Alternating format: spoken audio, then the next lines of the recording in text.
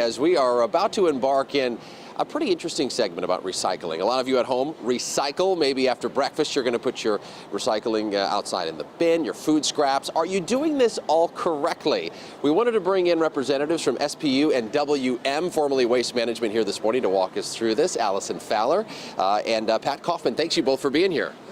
Yeah, hi, thanks for having us. We're thrilled to be here with our WM Recycle Corps internship program today.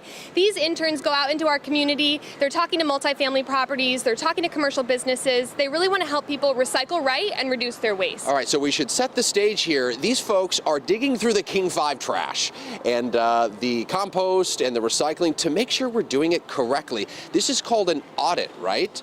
I'm seeing a few interesting items here. What's an audit all about?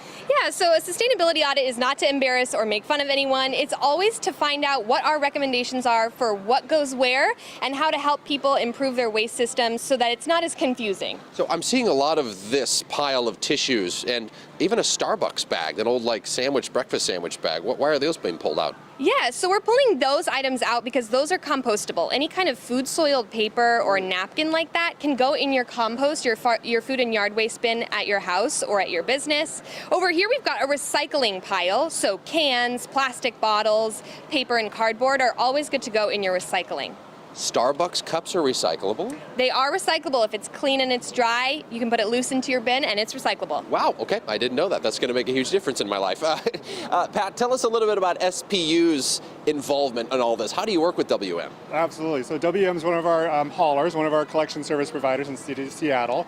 And Seattle Public Utilities just works to help residents and businesses recycle, compost, and reduce waste.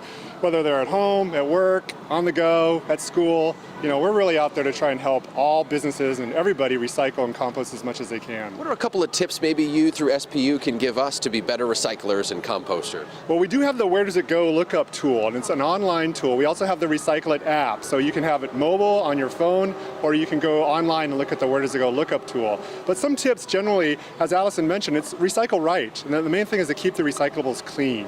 So empty, clean, and dry are the guidelines for how we like to see folks recycle at home. When you're on the go and out at parks or at the mall or something, an empty cup is sufficient for public place collection. It doesn't have to be dry. So we have guidelines for at home, slightly different for on the go. And when you're at work, I imagine these bins were in your kitchenette, in your break room at work. So, you have access to the sink there. You can rinse out the Frappuccino left over from your Starbucks cup before you recycle it. That's a good tip. Right. And so where can people find that Where Does It Go instructions online? Sure. The Where Does It Go lookup tool is at seattlepublicutilities.gov. Okay. And, sure. That's. So, Allison, this is such an interesting process to watch. How are we doing here in the King 5 Cafe? Yeah, so I would say definitely making sure that you've got posters up at eye level. All of our posters are mainly pictures, so it can keep it really easy for people. They walk up, they see what they need to do, they put it there. I would recommend keeping your bottles and your cans in the recycling. Make sure any food items or food soiled paper are going in your compost, and any little plastic wrappers like I see a lot of here